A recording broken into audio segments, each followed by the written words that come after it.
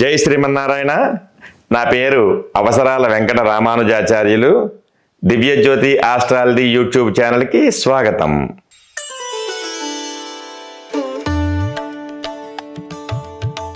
జై శ్రీమన్నారాయణ. దివ్యజ్యోతి ఆస్ట్రాలజర్ ద్వారా ఈరోజు మనం రాబోయే సెప్టెంబరు 8వ తారీఖు నుంచి 14వ తారీఖు లోపు ఉన్నటువంటి రోజులలో వృశ్చిక రాశి వారి యొక్క ఫలితాలను తెలుసుకుందాం.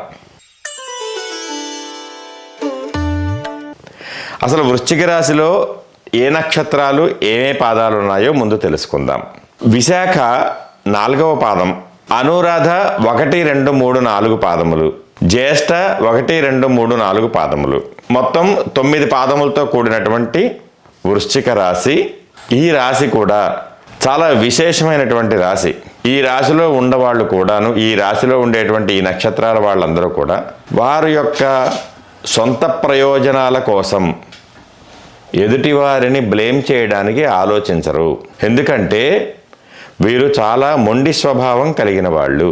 వారు అనుకున్నదే జరగాలంటారు తప్ప ఎట్టి పరిస్థితుల్లోనూ ఎదుటివారు చెప్పినట్టుగా వినేటువంటి రకం కాదు. అలాగే వాళ్ళ మనసులో అగ్ని పర్వతం బద్దలవుతున్నప్పటికీ కూడా బయటికి ప్రశాంతంగా ఉంటారు, కానీ ఏమీ తెలియనివ్వరు. వారి యొక్క కోపాన్ని చేతలలో తప్ప మాటలలో అస్సలు తెలియనివ్వరు ఈ వృశ్చిక రాశి వాళ్ళు ప్రధానంగా. అయితే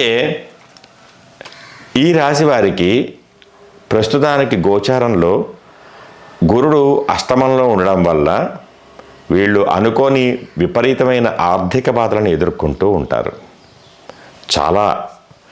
అందువల్ల ఆ ఆర్థిక బాధల నుంచి వీళ్ళకి విమోచనం కావాలి అంటే ఈ వారంలో రాబోయే 8 నుంచి 14 తారీఖు లోపు వీళ్ళకి మంచి శుభవార్త ఒకటి వింటారు. వీళ్ళు శుభవార్త శ్రవణం కలదు. వీళ్ళు ఎలాంటి వివాదాస్పదమైన వ్యాఖ్యలు వీళ్ళ మీద చేసినప్పటికీ కూడా వీళ్ళు మౌనంగానే ఉంటారు తప్ప ఎట్టి పరిస్థితుల్లోనూ దాని మీద స్పందించరు.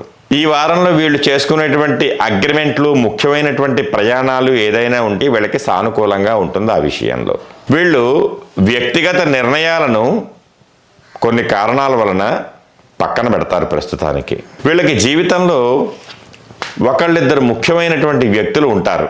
అలాంటి వ్యక్తుల యొక్క ముఖ్య సలహాలను మాత్రం వీళ్ళు తీసుకుంటూ ఉంటారు. వీళ్ళు ఎట్టి పరిస్థితుల్లోనూ వీళ్ళ యొక్క గౌరవ మర్యాదలకి భంగం వాటిల్లకుండా చూసుకుంటారు. అలాంటి మనస్తత్వం కలిగిన వాళ్ళు వీళ్ళు. ఈ నెలలో ప్రత్యేకంగా 8వ తారీఖు నుంచి 14వ తారీఖు లోపు వీళ్ళకి ఉన్నటువంటి వ్యవహారాలు ఇప్పుడు మీకు నేను చెప్పాను. అయితే ఈ వృశ్చిక రాశి వాళ్ళు ఎలాంటి రెమెడీస్ చేసుకోవాలి? ఈ వృశ్చిక రాశిలో ఉన్నటువంటి విశాఖ, అనురాధ, జ్యేష్ఠ నక్షత్రాలకు సంబంధించిన వాళ్ళు ఎలాంటి రెమెడీస్ చేసుకోవాలి అంటే వీళ్ళు ప్రత్యేకంగా గోసేవ, ఎలాంటి గ్రహానికైనా ఎలాంటి దానికైనా ప్రధానంగా గోసేవ చాలా ప్రధానము. మనం మామూలుగా దాన ధర్మాలు చేయడం ద్వారా లేదంటే వేరే విధమైనటువంటి కర్మలను నిర్వహించడం ద్వారా వచ్చేటువంటి ఫలితం కన్నా గోవుకి చేసేటువంటి ఏ చిన్న మంచి కార్యమైనా సరే మనకి చాలా అద్భుతమైనటువంటి, చాలా విశేషమైనటువంటి ఫలితాన్ని ఇస్తుంది. వీళ్ళు శనగలు నానబెట్టి గోవుకు తినిపించి 3 సార్లు ప్రదక్షిణ చేయడం వల్ల అష్టమ బృహస్పతి గ్రహ దోష నివారణ జరుగుతుంది. ఎందుకంటే బృహస్పతి గ్రహానికి శనగలు కాబట్టి అష్టమ స్థానంలో ఉన్నటువంటి బృహస్పతి యొక్క ఎఫెక్ట్ వీళ్ళ మీద ఉండకుండా ఉండాలంటే శనగల్ని మాత్రం నానబెట్టి, అంటే దేశవళి శనగలు, ఆ శనగల్ని నానబెట్టి ఎప్పుడూ కూడా డైరెక్ట్గా ముడివి మనం ఆవుకి పెడితే వాటికి అరగవు. అందువల్ల చక్కగా శనగలు నానబెట్టి ముందు రోజు రాత్రికి మా బృహస్పతి అంటే గురువారం రోజున ఉదయం మనం ఆవుకి తినిపించి, మీరు ఎవరు ఈ వృశ్చిక రాశి వారు తినిపించి 3 సార్లు ప్రదక్షిణ చేసినచో మీకు ఈ యొక్క బృహస్పతి గ్రహ దోష నివారణ జరుగును. అది చాలా ముఖ్యమైనటువంటి విషయం. అందువల్ల మీరు ప్రధానంగా మీరు ఏ నిర్ణయం తీసుకున్నప్పటికీ కూడా మీ ఇంట్లో ఉండేటువంటి మీ భార్యకి చెప్పి, ఒకవేళ వివాహం అవని వాళ్ళైతే తల్లిదండ్రుల యొక్క ఆజ్ఞని తీసుకొని వాళ్ళ లెక్క ప్రకారంగా వారికి తెలియచేసి, అప్పుడు మీరు ఎలాంటి కొత్త కార్యానికి శ్రీకారం చుట్టినప్పటికీ కూడా తద్వారా మీకు విశేషమైనటువంటి ఫలితం వెంటనే లభిస్తుంది.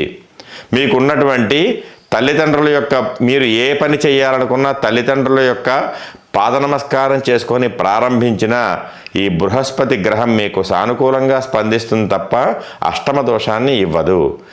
ఆవుకి తల్లిదండ్రులకి మాత్రము మీరు ఎంత సేవ చేసుకుంటే మీకు అంత ఫలితం తప్పకుండా ఉంటుంది. ఈ వారం రోజులు కూడా మీరు జాగరూకులై ఉండి వీలైనంత వరకు గోసేవ చేసుకోవలసిందిగా మీకు సూచించడం జరిగింది. జై శ్రీమన్నారాయణ.